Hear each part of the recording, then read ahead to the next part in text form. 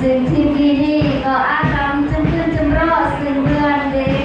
โกวันขึ้นเรื่องซึ่งมาเอเลิกคุณผู้เด็กๆขอเสียงตบคุณตั้งทีแม่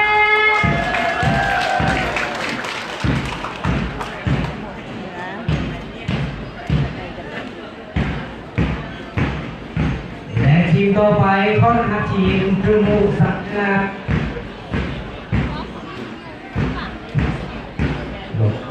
ทีมตุ้มโมสามเนื้อบนออร์เมอร์นางจินดาสิมองขอเสียงตาทีแม่และรวมสิงกรมมินิกองมือตัวแทนโครซอนเคลื่อนจะลอยอ้นดาดิยุทธ์เลย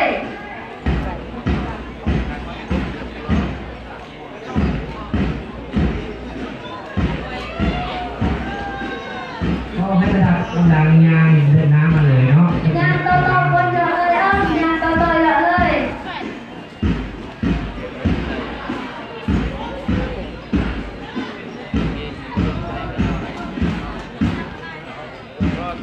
ขอต้อนรับทีมคือมุอุดมใส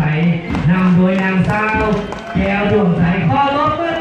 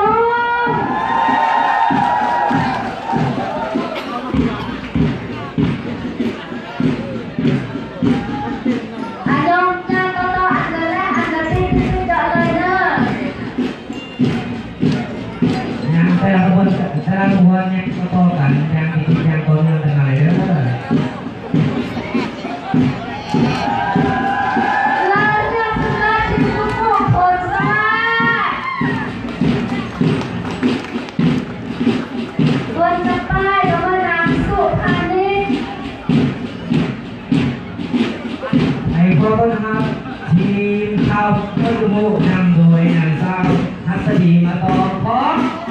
ทั้ง ทีมเข้าภาคสามกุโมคนจับป้ายเมื่อนานทันสกีตะมองขอเสียงดังๆที่แน่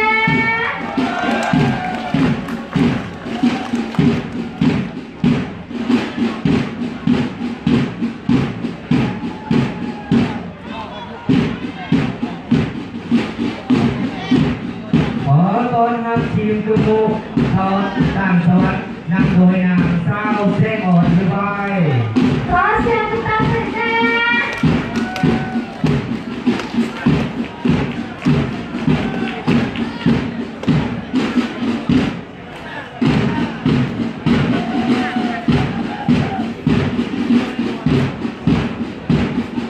ขอต้อนรับบริษัทจองถอยนำโดยนางสาวนักดิงอิม ทีมโอม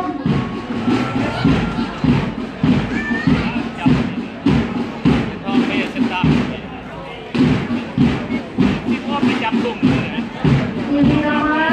นางนาทีมโอมบนออร์ทีมบริษัทจอดอยเลิศรองเลิศเยี่ยมตอนรับ ทีมประสานใจนักศึกษามอซอบนจับไพ่โดยนางเหรียญทองทีมออมคนเรียบเรียงเรียนโดยทีมบนได้เลยนะสกี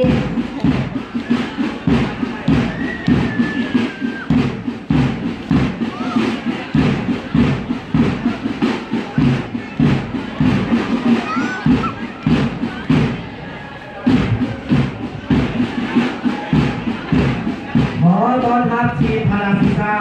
นำโดยนางสาวแก่นขำด้วย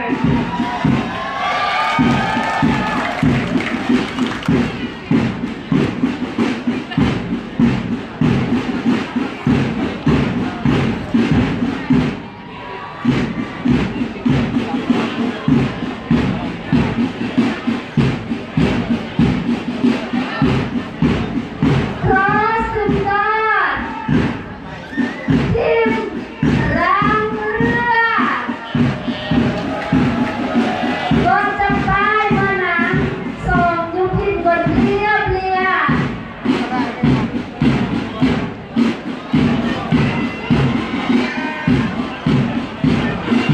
ขอต้อนรับทีมดางร้อนนำโดยนางสาวจิงห้อง ทีมรางรอนบนจับป้ายไม่เห็นจริงตะมองอะไรบนเรียงโอ้ยครอสเซนแน่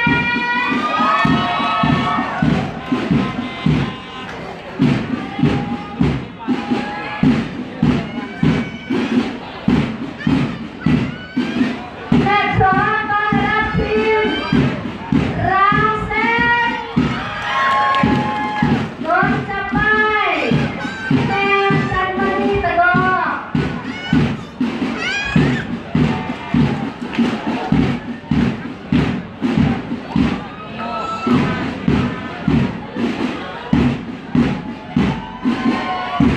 และทีมจันทร์ศึกขอสุดยอด ทีมด้วยศิลปะมอซอบนจับไปมาแทนผ่อนทิพย์เพราะเส้นตาที่แน่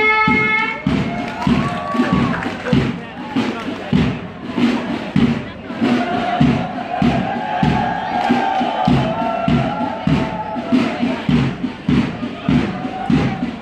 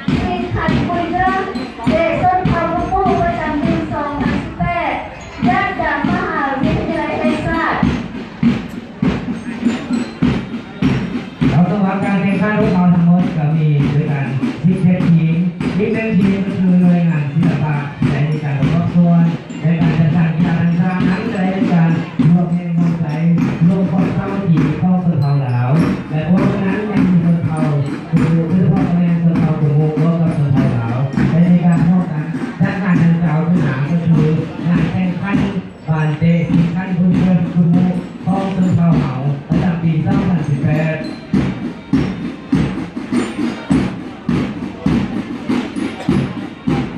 ซึ่งอารมณ์โดย15ทีมจึงรอดซึ่งเพื่อนในรุ่นโรงเตะบาดาจดีบาดาทีนี่ดาวมือสกีเพื่อเมืองการสร้างขบวนบรรยากาศอันกำควรโดนเพื่อนอันทีมจึงขึ้นกบาทีมเพื่อนกายแพทย์พัน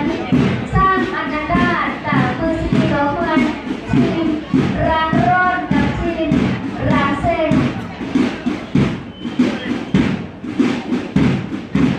สวัสดีครับทุกท่านมาในปีนี้ที่เรามีรายได้ในการพอสมควรถ้าเทียบกันกับปีที่ผ่านมาเรื่องว่าการจัดงานของเราในครั้งนี้ก็ชื่อเส้นทางสินค้า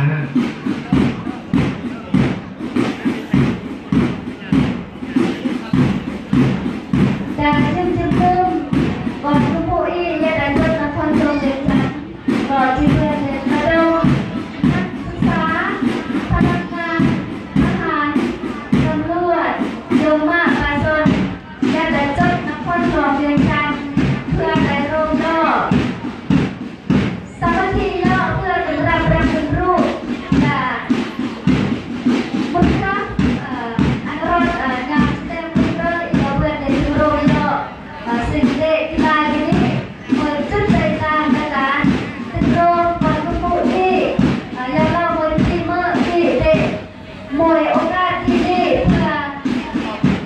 อันพึ่งเด็กก่อนทุกผู้ที่การถึงโรงการเริ่มย่อและ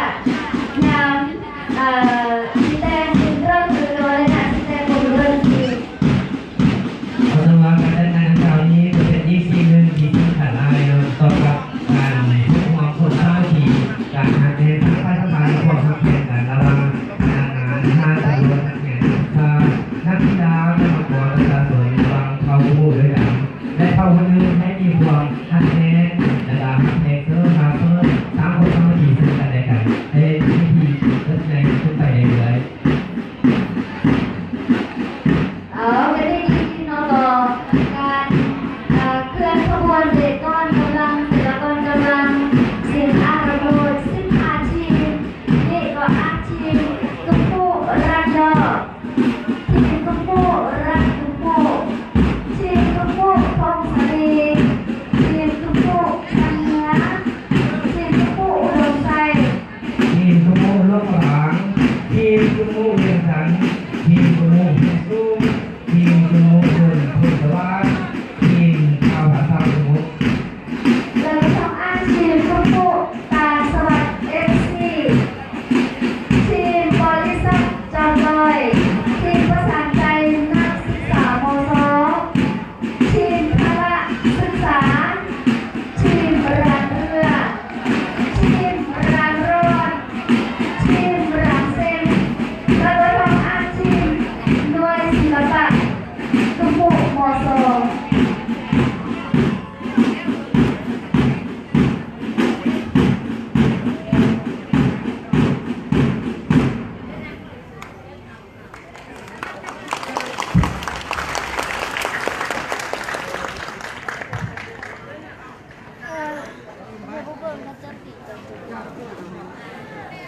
อ๋ออันน่ะเพื่ออันเพียรยามไทยรู้กันที่ยักษ์ลงที่ยักษ์กายแยกกันอยู่ยาวเดียวเองยักษ์พริกกายลงที่แยกกันอยู่ยาวเดียวเองเราลักษณะเป็นกันเองผมมาทำงานเอง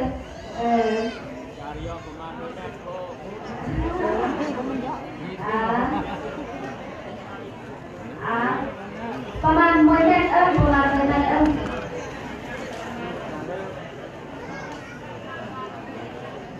พระที่มันจะยังกันเนี่ยยังกันเนี่ย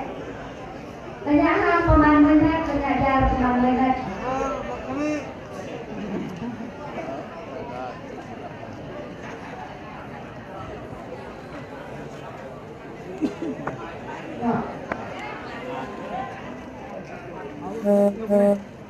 อันนั้นเพิ่งยกตัวเอง นี่ได้แต่จากร่างมาได้จับรับออกมานี่นะจับมันไม่เตะมันเตะ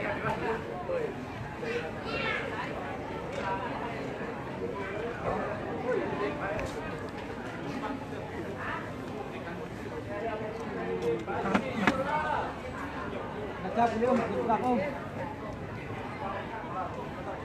แล้วไปแล้ว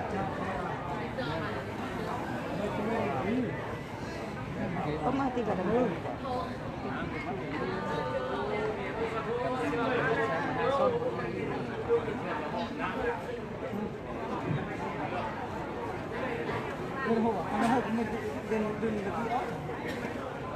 ขอโทษนะเอามาพี่หมอสามคน นั่นแหละนั่นแหละเรื่องอะไรดีกว่าแค่นี้แหละ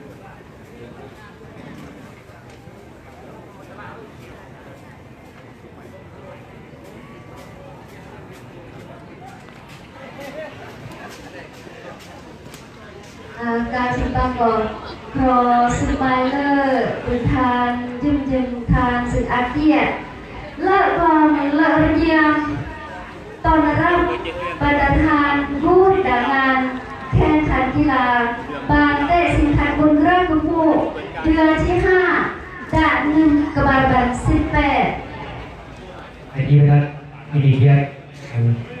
ประธานจะเข้าสู่งานแข่งขันกีฬาบาเตะสิงขั้นบนเกินกุมูทางที่5ประจำปี2018โอ้อัมไพจะมองโปรแกรม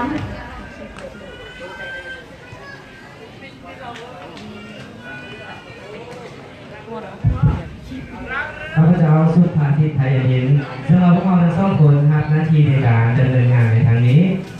เจ้าการซึ่งบางนี้ก็พอเรียนทานคำล่าลิงสอน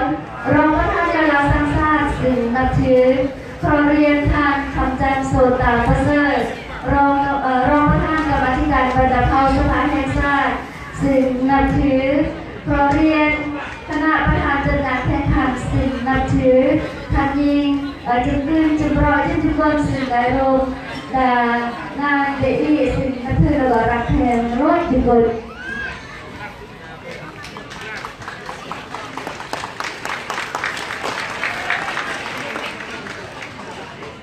จุดประสงค์ในงานเดอี้ดามือสกีนี่ก็เพื่อมาการสุดยอดดามือสำคัญเดซ่าก็เมื่อสถาปนาสาธารณรัฐประชาธิปไตยประชาชนลาวการสุดยอด43 หนึ่งแล้วก็การเฉลิมฉลองคุณประเพณีพื้นเผ่าเราบุญเดชบุญเดชกับบุญรักเด็กชนเผ่ากลุ่มหมู่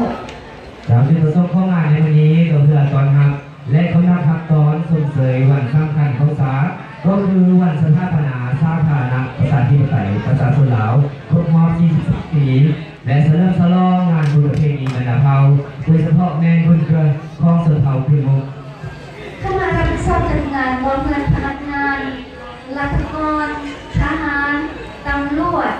นักศึกษาปัญญาชนเผ่าผู้ผู้บริเวณในรองกองรองเรียนย่อจัดงานแข่งขันเตะบาสเพื่อนซึ่งเพื่อนเดย์อาการเปิดการแข่งขันนับตั้งแต่วันที่17 พฤศจิกายนซึ่งก็อ้างลำโลดนักกีฬาซึ่งเพื่อเด็กพูดโรงแข่งขันปาลำโลด17 บึงจะได้มีขึ้นกระบาลบึงซึ่งเพื่อเด็กเมื่อการร่วมยอดเด็กพึงพนักงานนักศึกษาเด็กก้อนเด็กยงมาประสบความรู้เรื่องดัดมากสถาบันก็เรื่องดัดตั้งแผนในกองเงินได้จากทวงนครหลวงเวียงจันทร์เราถือว่าคณะที่สอบจัดงานแข่งขันกีฬาก็คือพนักงานราชการทหารตำรวจนักศึกษาปัญญาชนเผ่ากลุ่มหมู่ได้พร้อมในการจัดงานแข่งขันกีฬาเตะบาสขึ้นในเริ่มต้นการแข่งขันตั้งแต่วันที่17 พฤศจิกายนเป็นต้นมาซึ่งประกอบมีนักกีฬาเข้าร่วมการแข่งขันทั้งหมด17 ทีม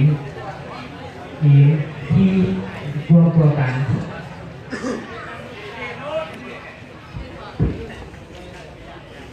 ที่เป็นการรวมตัวกันของบรรดาพนักงานนักศึกษาและประชาชนซึ่งเป็นรูปร่างของชนเผ่าพื้นเมืองจากสถาบันการศึกษาจากภาคส่วนต่างๆทางต่างแค่และภายในนครหลวงเวียงจันทร์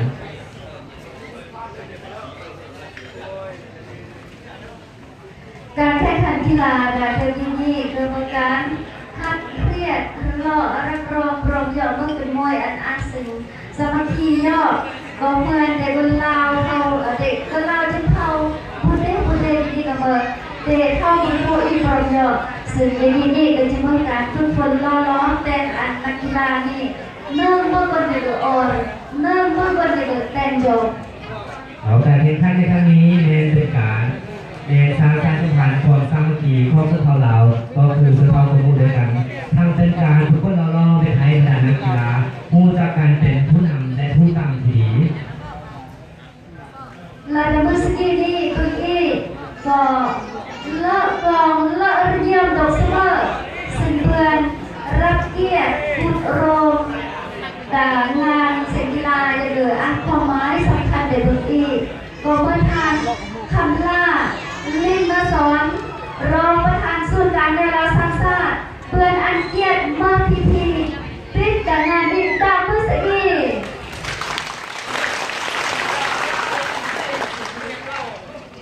ต่อไปข้าพเจ้าข้อชื่อเป็นเกียรติเทียนเสยทานนครใสแก้วสุริยาวงศ์ผู้ชี้นำคณะกรรมการสอบจัดงานแข่งขันซึ่งกล่าวรายงานการเคลื่อนไหวการการ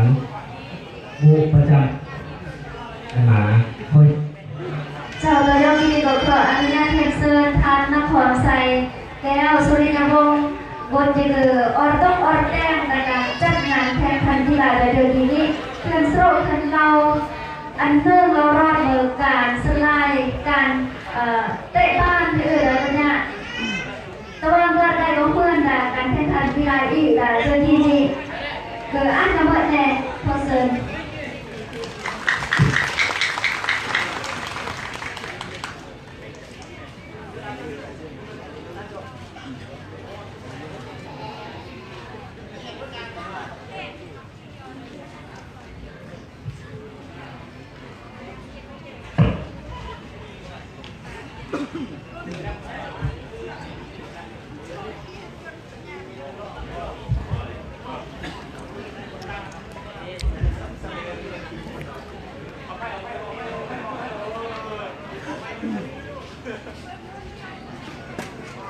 เที่ยงการนำพัฒนาเรียนสูงอันดับแรกแก่อันนี้ที่การลงทุนในแผนทั้งหลายพบการหลักการประสบการณ์ในการฝันรักนักการที่เราทำให้แก่ตัวในงานตัวนักเรียนปัญญาต้องพัฒนาแก่นักประสบการณ์ในการที่เรียนการเชื่อมการงานต่างๆอันดับเช่นการเป็นงานในการโดยเฉพาะกำหนดแผนคือกำหนดวันเวลาในงานที่จัดงานนี้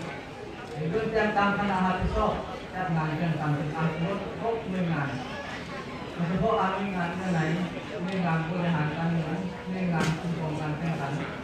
หน่วยงานพิธีการในสภาหน่วยงานโฆษณาหน่วยงานป้องกันความสงบ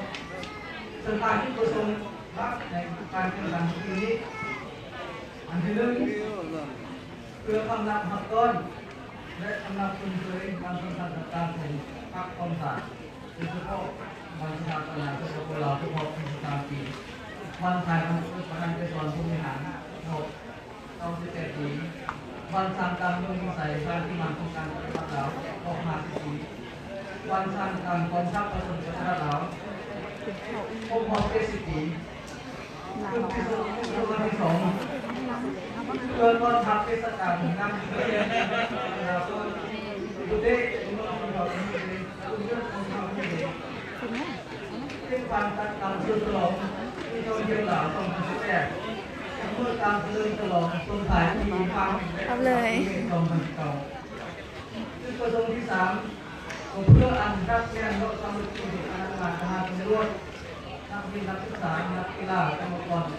ประชาชนระหว่างคนทำมุติและคนทำผู้บังการเลือกคนตลอดซึ่งเป็นวันที่4เพื่อส่งเสริมหรือยุตินักกีฬานักศิลปะนักกีฬานักศึกษาผู้ทางการบริกีฬาเพื่อสุขภาพและเสียใจคนไทยเราได้เราควรเราต้องเป็นประเทศชาติเพื่อโอกาสนักศึกษานักกีฬาเพื่อในทุกช่องเพื่อในผู้ว่าตามการยอมใน เป็นบุญเป็นโยมโยมเพื่อพัฒนาทีมงานกีฬาเพื่อพัฒนาเลยอันเป็นนักกีฬาระดับทีมชาติในประโยชน์การแข่งขันที่นี้เริ่มในวันที่9เดือนวันที่3ถึงวันที่30เดือน10 2017ทุกคนเรียนเป็นบ้านนักกีฬาทั้งหมดจุดรวมนี้มันจะเป็นอาชีพซึ่งอะไรชื่อแต่ละทีมที่มันเป็นทางแล้วเพื่อเป็นกีฬาทุกคนเพื่อจะงานในการกีฬาอีกการปี2017นี้ในการทางบรรยากาศนี้ผู้แนะนำคณะนักโทษที่นำร่วมที่ผมเรียนอยู่เราโลกมันห้ามนักศึกษานักกีฬาขึ้นเพราะว่าที่นี่ที่พิเศษที่เราเรียนเรา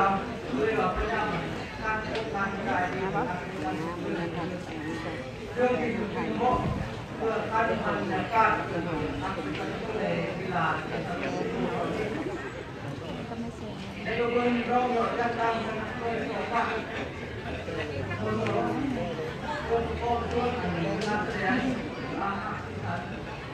เราที่ทำการเพื่อให้ทุกท่านทำการ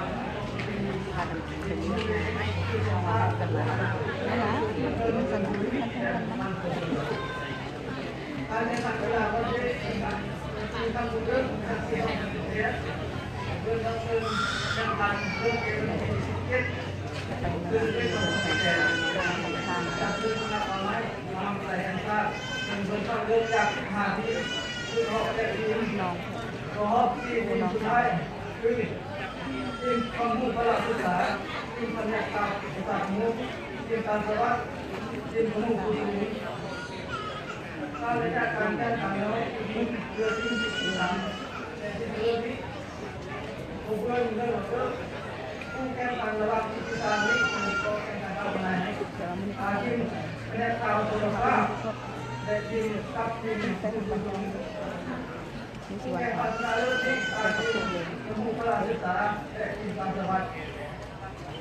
ในการดูการในการนี้เราเรื่องนี้พิเศษไม่ค่อยมีแก้ไขปัญหา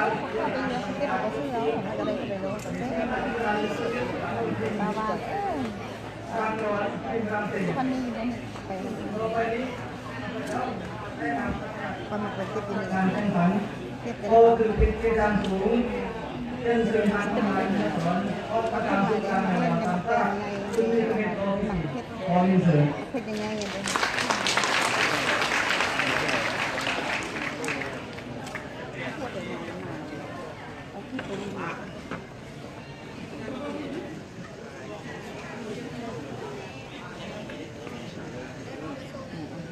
แย่งเครื่องเสียงแล้ว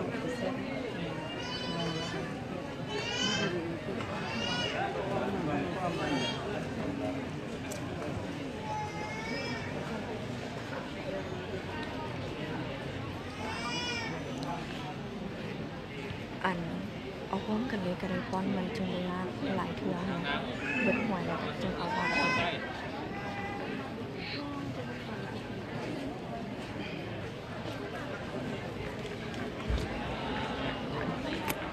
ไปเลย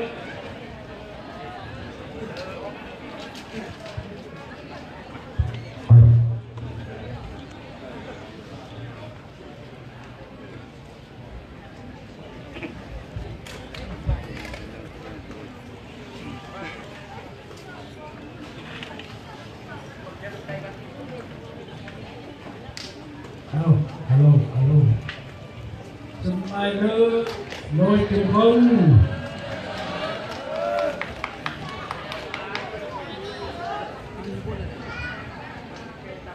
เฮ้ยคุณเราฟังเพลงเลย บางทีเราฟังเสียง ขอเยือนมาทานแขกถึงเกียรติท่านนี้ท่านสายพีนักเรียนแพงวันนี้คณะกรรมการกีฬาสมุขและนักศึกษาต้นสอบสมุขอยู่มหาวิทยาลัยได้ทราบและพร้อมกันจัดงานแข่งขันกีฬา ประจำปี2018ถึงในทางการบรรยากาศที่ทั่วภาคตัวกองทัพและประชาชนเรารวมออกแข่งขันสร้างกระบวนการเพื่อกำลังผลักดันวันสำคัญต่างๆของพรรคของรัฐเป็นต้นในการเฉลิมฉลองวันสร้างตั้งเมืองเวียงใส่ทานที่มันของการปฏิวัติครบรอบ50 ปีวันสถาปนาประเทศครบรอบ43 ปีและกวันสร้างตั้งกองทัพที่จะมาถึงนี้ครบรอบ70 ปีในการเฉลิมฉลองปีท่องเที่ยวประจำปี2018 ถ่ายเลยไหม ในวันสำคัญอื่นๆและโอกาสต่างๆนี้ข้าพเจ้าจะขอแสดงความสงเสยในการตั้งเทียมและการจัดแจงของคณะรับผิดชอบจัดงานแข่งขันกีฬาวรรณคดีของเผ่าคณะของเรามาในโอกาสนี้ ถ่ายลงอีกไกลถ่ายแต่กำลังถ่ายทอดสดอยู่ถ่ายลงไกล ขอแสดงความขอบคุณขอบใจและสมเชยบรรดาทานแขกที่ได้เข้ามาร่วมงานแข่งขันกีฬาของเผ่าขมุกของเผ่ามื้อนี้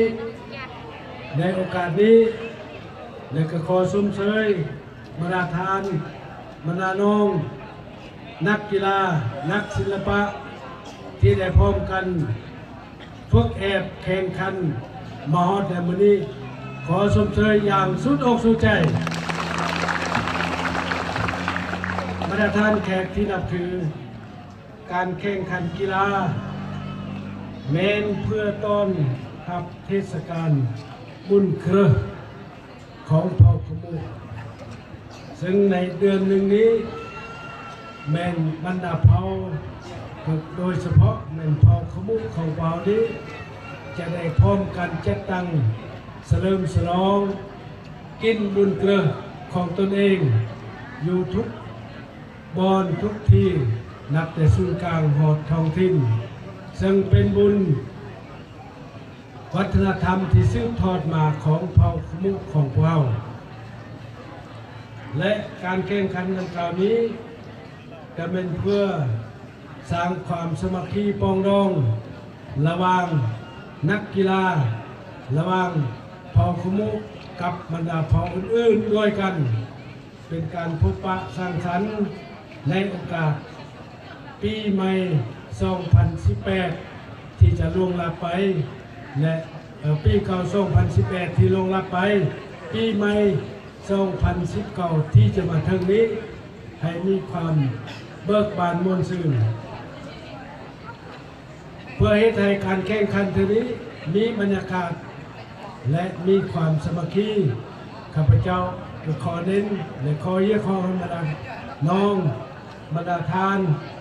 มีบางปัญหาดังนี้อันที่หนึ่งให้เอาใจใส่ในการปกปักรักษาและเสริมขยายวัฒนธรรมที่ครองประเพณีอันดีงามของเผ่าขมุกของเราโดยเฉพาะแม่นการเฮ็ดบุญเครือของเผ่าขมุกของเราให้มีบรรยากาศพดพื้นและมีความสมัครที่บรรทัดที่สองให้เอาใจใส่ในการสร้างและปรับปรุงเศรษฐกิจครอบครัวให้มีความเข้มแข็ง สามารถกุมตนเองทนตนเองและสร้างความเข้มแข็งโดยตนเองประกอบส่วนเฮ็ดให้ประเทศศาสตร์ของเรานี้ลดทอนความโดยพัฒนาตามนโยบายของพรรคของเราบรรทัดที่สามนักศึกษาทุกคนที่กำลังศึกษาอยู่มหาวิทยาลัยแห่งชาตินี้และอยู่สถาบันการศึกษาต่างๆ อยู่ในนครหลวงเวียงจันทร์ให้เอาใจใส่ในการทำเฮียนให้เก่งสิ่งให้ได้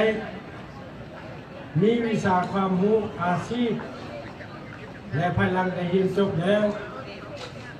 ก็ไปประกอบอาชีพตามสาขาวิชาเฉพาะที่ตนเรียนมามันหาสำคัญจะเฮ็ดเวียก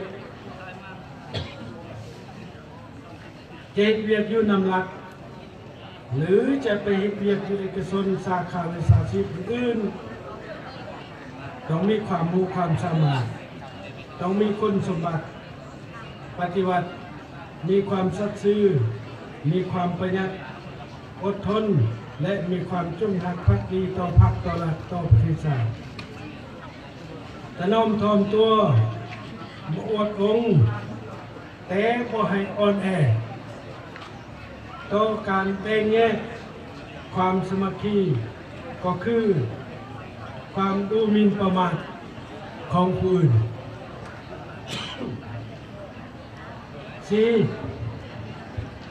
ทุกคนนักกีฬาต้องเอาใจใส่ในการเพิ่มทวีนำใจกีฬาพัฒนาตนเองเป็นกีฬาที่ดีเด่นเป็นคนที่มีระเบียบวินัยมีน้ำใจเสียสละเพื่อส่วนรวมและมีความสามัคคีหักแพงซึ่งกันและกันอย่างแน่นหน้าเอาใจใส่ในการฝึกซ้อมพัฒนาตนเองให้ดีหลีกเว้นสิ่งเสพติด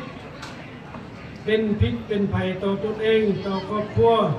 และก็ต่อสังคมก็คือประเทศชาติ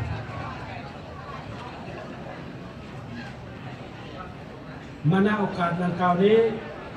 ข้าพเจ้าตั้งหน้าให้คณะจัดงานข้าพเจ้าในนามส่วนตัวก็ขออวยพรมายังบรรดาท่านแขกและบรรดานักกีฬาอวยพรให้บรรดาท่านที่เข้าร่วมในงานแข่งขันส้มในงานแข่งขันในคราวนี้จงมีความเบิกบานม่วนซื่นมีความสามัคคีโดยเฉพาะเป็นนักกีฬาที่จะได้สืบต่อในการแข่งขันนี้ให้มีสุขภาพและมีความสามัคคีและมีความม่วนซื่นมาในโอกาสนี้ข้าพเจ้ามีคำคิดคำเห็นมาที่ก็สิ้นสุดเท่านี้ขออวยพรบรรดาท่านทั้งหมดจงมีสุขภาพเข้มแข็งสบายเลยโดยทุกคน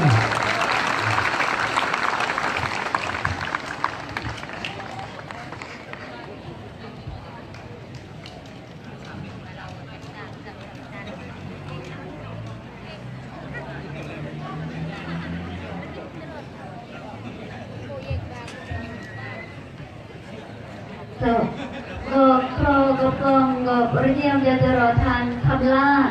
ลิงนสอนประธานสื่อการในเราสังสาสซึ่งเตือนเดเขื่อนโครเขื่อนเล่ายาตะกลวง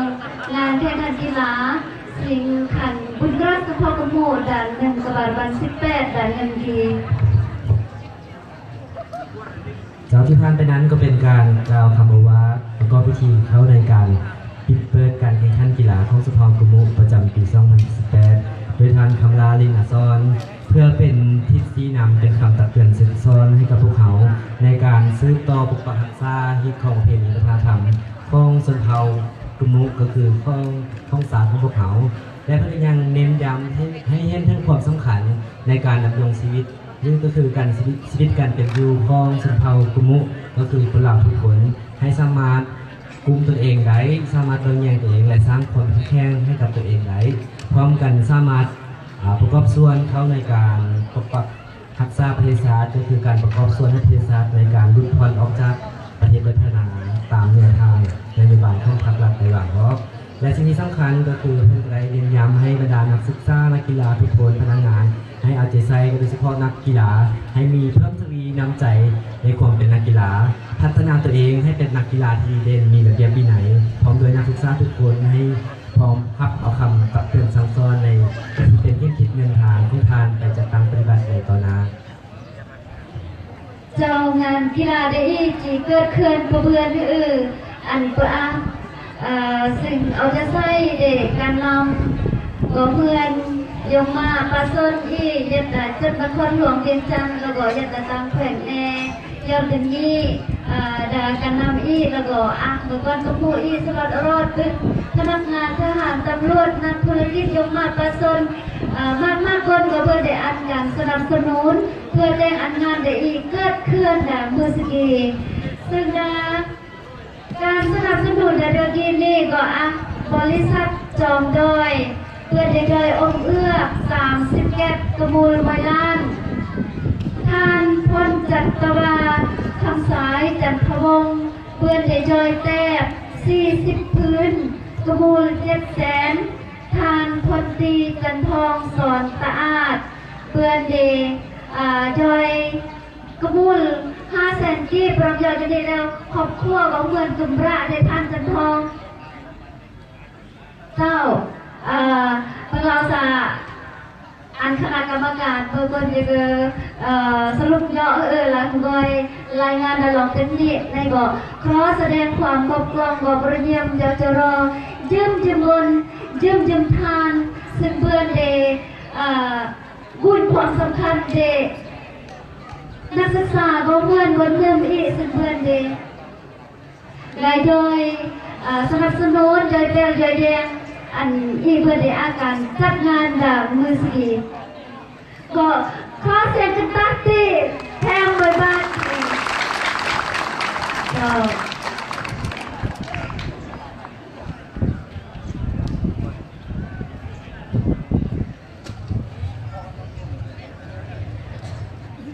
เจ้าบรรยากาศซึ่งความเบิกบานมวลซื่นที่นี่งานสัญจรเดย์แย่งกันแข่งขันกีฬาแล้วยังแต่งานอีกแต่เมื่อกี้นี่ก็นักศึกษากรมรำศิลปะรักควายก็จะเพื่อนเด็กแสดงกรมยอดวิทยาบอลทำที่เพื่อนเด็กยังเสียงเพลงสิ่งม้วนเด็กนักร้องกลุ่มผู้อีกมากเบิร์นจีไรห้องเพลงอันเบิร์นยังในตอนที่นี่ครอสเจ้าตอนที่นี่ครอสก้อนกำลังแต่ละก้อนกำลังพักผ่อนเพื่อน